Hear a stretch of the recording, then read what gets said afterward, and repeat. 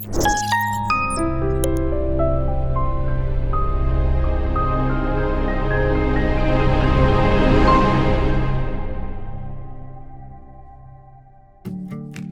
teman-teman, sebelumnya kita sudah bahas mengenai pemilihan produk dalam penjualan. Jadi, apa kamu udah tahu mau mulai bisnis apa? Semoga teman-teman di sini udah tahu ya, kira-kira kedepannya mau mulai bisnis jualan apa. Nah, setelah kita belajar di step pertama soal produk, selanjutnya kita akan membahas soal funnel. Sekarang kita lanjut ya ke modul 3.1 mengenai marketing funnel. Sebagai pengenalan ke teman-teman semua, di sini kita harus paham ya, bahwa terdapat sebuah perjalanan yang harus dilalui oleh seseorang sebelum dia memutuskan untuk membeli produk kita. Perjalanan inilah yang disebut sebagai funnel atau perjalanan seseorang pembeli hingga membeli produk kita. Dengan demikian diperlukan strategi yang sesuai untuk merumuskan funnel sebelum kita memulai iklan. Perhatikan gambar ini teman-teman semua. Terlihat bahwa ada perjalanan yang harus dilalui oleh user sampai dia menjadi customer atau person yang melakukan pembelian di produk kita. Poin pertama dari bagian atas, ketika kita beriklan, kemudian data menunjukkan bahwa angka impression ya, atau volume orang yang terpapar iklan, dan juga reach atau jumlah orang yang terpapar iklan, pada iklan kita tinggi, maka targeting dan juga audiens yang kita sasar sudah sesuai. Namun, jika angka reach dan juga impressionnya rendah, maka targeting dan juga audiens yang kita sasar itu belum sesuai. Jika kondisi ini terjadi, maka digital marketer perlu mengevaluasi kembali customer personanya atau audiensnya atau targeting yang disasar. Poin funnel yang kedua adalah di bagian konten. Ketika jumlah klik pada konten kita yang terlihat melalui angka CTR ya atau click through rate tinggi, maka konten yang kita buat sudah sesuai dengan apa yang market kita sukai. Namun, jika angka CTR rendah, maka digital marketer perlu merevisi konten dan juga tes kembali bentuk konten yang disukai oleh audiens bisnis kita. Funnel ketiga adalah jumlah klik tombol checkout pada website. Tingginya angka klik tombol checkout pada website menunjukkan bahwa kualitas konten website kita atau landing page ya, itu cukup baik. Sehingga membuat user terpicu untuk melanjutkan aktivitas pembelian produk kita dengan menekan tombol checkout dalam website. Namun, jika angka klik tombol checkout pada website rendah, artinya kita perlu merevisi konten website. Kemungkinan permasalahan konten website kita itu biasanya ada di bagian visual website atau pilihan tulisan yang tidak persuasif dan kurang lengkap. Funnel terakhir adalah angka klik per purchase ya. Angka purchase yang tinggi teman-teman menunjukkan bahwa semua funnel kita dapat dilalui dengan baik oleh users. Namun jika angka purchase-nya rendah, bisa saja terdapat masalah pada tombol pembelian atau mungkin pilihan payment yang kurang lengkap atau bahkan terlalu banyak tindakan yang perlu dilakukan oleh user sebelum dia melakukan pembayaran. Jika kondisi ini terjadi, maka digital marketer perlu melakukan cross-check pada bagian tombol pembelian atau pilihan payment dan juga menyederhanakan proses pembayaran. Nah, tadi kita sudah membahas ya pengertian funnel. Selanjutnya kita akan lanjut ke modul 3.2 tentang bagaimana menentukan marketing funnel di iklan produk kita. Gimana sih caranya? Yuk kita pelajari satu persatu. Ini merupakan bagian dari strategi iklan. Jadi kita harus paham dulu ya, kira-kira funnel marketing kita akan seperti apa. Sesederhana, funnel itu adalah perjalanan yang dilalui customer kita sampai pada akhirnya dia memutuskan untuk membeli produk kita. Dari semua hal yang penting, aku coba rangkumkan setidaknya ada 4 hal yang harus teman-teman lakukan dalam rangka membuat marketing funnel untuk produk kita. Yang pertama adalah mendetailkan journey calon customer hingga closing. Mendetailkan ini artinya kita coba menggambarkan atau memberikan asumsi di awal kira-kira nanti customer kita itu seperti apa perjalanannya. Mulai dari mengenal produk kita sampai akhirnya memutuskan untuk membeli produk kita. Dalam konteks iklan ini dimulai dari dia tahu konten iklan kita sampai dia check out dan juga payment. Jadi nanti kita perlu menggambarkan ya kira-kira journey customer kita seperti apa. Sepanjang experience saya masuk ke dunia digital ini, ternyata ada beberapa journey yang bisa teman-teman ikuti. Namun kalau aku ringkaskan hanya ada 2 funnel, mulai dari melihat konten iklan kita sampai dia membeli produk kita. Pertama, dari Creative Ads. Nah, Creative Ads ini adalah konten iklan atau konten yang ditampilkan untuk Facebook Ads dan juga Instagram Ads. Ini adalah bahan yang kita pakai untuk beriklan. Kemudian dia akan didirect ke landing page atau ke website yang satu halaman itu untuk menjelaskan informasi detail tentang produk kalian. Di bagian ini, kalian juga perlu memperhatikan visual yang menarik dari landing page tersebut. Setelahnya, akan diarahkan untuk konsul by WhatsApp, baru dia melakukan payment di sana. Nah, kemudian untuk pilihan yang kedua adalah dari konten iklan, kemudian didirect ke landing page, langsung check out di website dan melakukan pembayaran melalui sistem. Nah, dua journey ini berbeda, tergantung bentuk produknya, harga produknya, dan juga tipe customer-nya. Oh ya, kalian juga harus paham ya, bahwa kita juga perlu mengevaluasi setiap funnel yang kita buat. Mulai dari seberapa menarik konten iklan kita, kemudian seberapa informatif informasi produk kita di web, ya, dan kemudian yang terakhir adalah seberapa convincing customer service kita. Dan tentunya yang paling penting adalah kelengkapan pilihan payment kita. Setelah mendetailkan journey, kita lanjut yang kedua adalah menentukan call to action. Nah, ini merupakan variabel yang penting. Kenapa? Karena call to action ini menentukan kira-kira dia akan closing kapan, dia akan beli kapan, dan belinya kemana. Tentu beda produk, beda harga, dan bahkan beda kriteria customer juga akan menentukan perbedaan CTA yang perlu kita terapkan. Contoh, misalkan kalau kita menjual obat-obatan, itu biasanya CTA-nya itu diarahkan ke WhatsApp karena dia butuh konsultasi terlebih dahulu. Tapi kalau misalnya produknya itu cukup aman ya, kayak selimut atau mungkin kerudung, CTA-nya nggak perlu ke WhatsApp. Dia bisa langsung payment melalui sistem atau mungkin melalui marketplace. Jadi beda produk, beda customer, tentu beda CTA.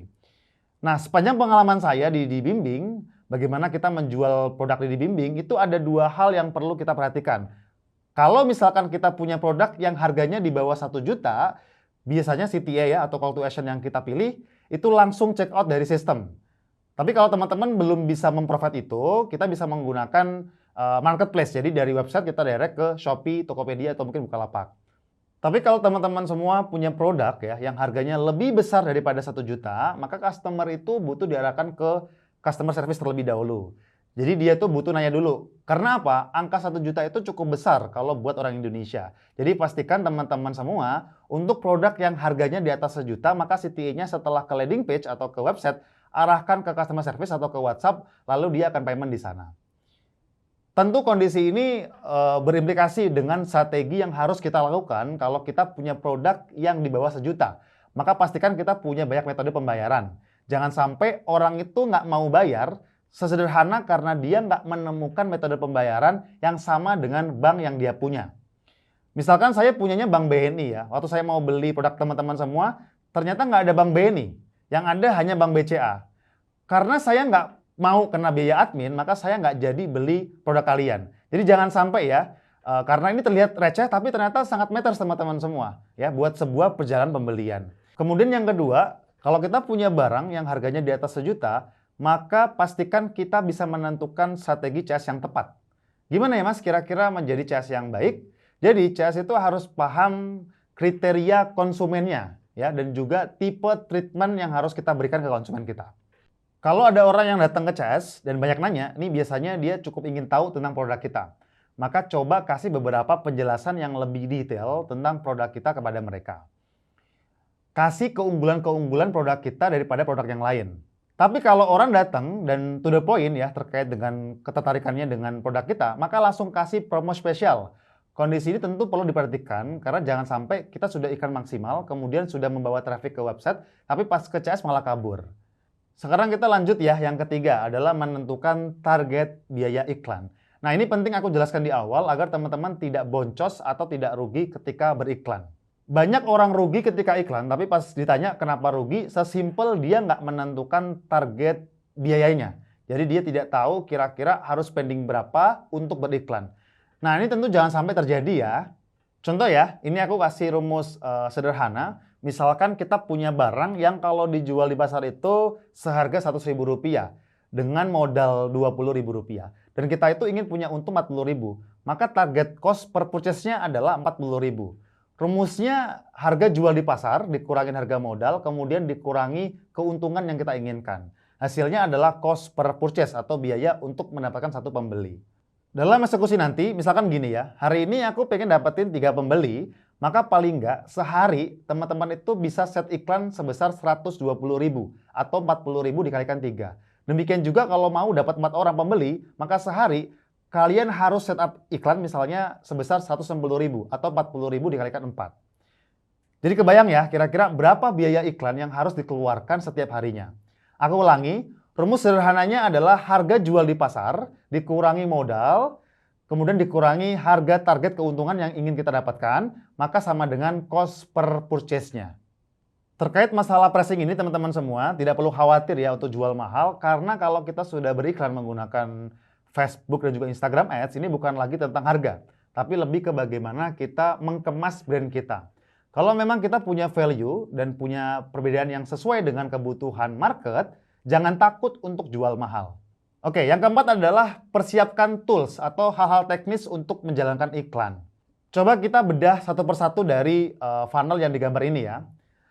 Creative Ads itu bentuknya ada macam-macam. Ada yang namanya konten poster, single poster, video iklan, dan juga poster bergerak. Nah ini silakan tentukan.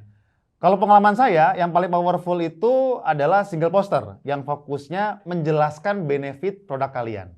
Jadi fokus aja langsung menjelaskan benefit kalau dia membeli produk kita, baru nanti ketika ke landing page dijelaskan lebih terstruktur ya. Kira-kira kenapa dia harus membeli produk kita, kemudian kira-kira produk kita itu seperti apa. Nah hal ini perlu kita justify di landing page atau di website. Kedua, kalau produk itu berbentuk kaos ya atau barang-barang fisik, memang konten video ini lebih powerful. Tapi kalau misalkan teman-teman tidak punya resource yang banyak untuk membuat video, ya sudah, bisa membuat single poster yang kontennya itu fokus ke benefitnya aja. Benefit kenapa dia perlu membeli produk kita. Untuk membuat poster ini toolsnya ada banyak ya. Kita bisa bikin dari Canva, Photoshop, CorelDRAW. Kalau aku sarankan menggunakan Canva, karena Canva ini sekarang cukup mudah dan juga murah. Kalau mau premium juga murah, jadi silakan membeli karena sangat mudah untuk digunakan dan juga sangat easy to use untuk kalian semua. Jadi nggak perlu skill khusus. Beberapa bentuk desain juga sudah tersedia, jadi silakan gunakan untuk desain kreatifnya sesuai dengan apa yang kalian mau. Kemudian yang kedua, setelah kita melihat konten ads yang sudah kita share di Facebook dan juga Instagram, kita akan didirect ke landing page atau website. Nah, silakan persiapkan hal-hal yang perlu digunakan untuk pembuatan websitenya. Saranku silakan melalui WordPress ya. Tenang aja, di course ini juga akan ada sesi khusus cara membuat landing page dari WordPress. Setelah pembuatan WordPress, tadi kita kan sudah menjelaskan ya, sudah menentukan ya, kalau barang yang harganya di bawah 1 juta itu boleh langsung check out melalui sistem atau marketplace. Maka silakan teman-teman siapkan sistem check out-nya. Kalau kalian membuat CTA-nya itu diarahkan ke WhatsApp, maka pastikan customer service-nya itu sudah baik atau sudah benar. Jangan sampai customer service-nya itu nggak responsif dan juga malah seenaknya. Pastikan memilih CS yang benar dan dedikatif untuk ngurusin penjualan kalian. Kemudian yang terakhir adalah bagian payment. Bikin perbaikan payment-nya dan perbanyak metode payment-nya. Pastikan calon customer itu nggak kabur sesimpel gara-gara pilihan payment yang tidak lengkap. Ini adalah beberapa tools ya atau hal teknis untuk menjalankan funnel. Nah sekarang paham ya teman-teman ya kira-kira gimana journey marketing funnel untuk produk kita. Intinya ada 4 hal yang perlu kita lakukan. Nah teman-teman, selanjutnya kita akan membahas terkait dengan bagaimana membuat converting landing page. Atau landing page yang bisa menghasilkan angka konversi yang tinggi dan tentunya juga bisa membantu memberikan cuan yang besar untuk teman-teman semua. See you in the next video. Halo Sobat Dibimbing, terima kasih sudah menonton video ini sampai habis. Video ini hanyalah cuplikan atau teaser saja. Jadi, kalau misalnya teman-teman mau belajar digital marketing lebih lanjut lagi atau belajar digital skill lainnya, teman-teman bisa klik link di bawah ini. Selain belajar digital skill, kamu juga bisa magang di perusahaan-perusahaan ternama di Indonesia. Selain itu, kamu juga bisa memperkaya portfolio kamu dengan mengerjakan proyek-proyek yang ada di Intern Pro. Nah, khusus kamu yang nonton video ini, kamu akan mendapatkan harga khusus dengan memasukkan kode voucher di sini. Yuk, tunggu apa lagi? Jangan lupa klik link di bawah ini.